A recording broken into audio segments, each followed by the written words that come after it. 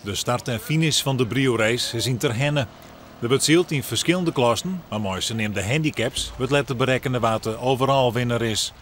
De omstandigheden winnen hield perfect, maar ik net makkelijk. Van de morgen zit er nog net zo volle wien, maar van de middag winnen er zelfs uitzitters naar wien krijgt zo'n.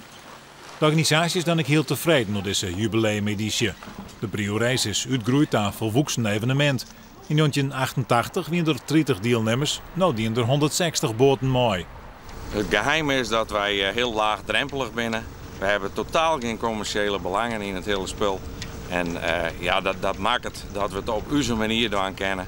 Dat we nergens aan regels boem binnen. We hebben natuurlijk wel eens reglement in het boekje staan, wat iedereen altijd thuis spelen krijgt. Maar ja, het is gewoon laagdrempelig. En wij blowen zelf. En dat is denk ik een heel belangrijk feit. De Brio-race is woensdag Bind Kramer. In de polyvalklasse waard hij voor de 6e keer winnaar. Het overal klassement won hij voor de 3e keer.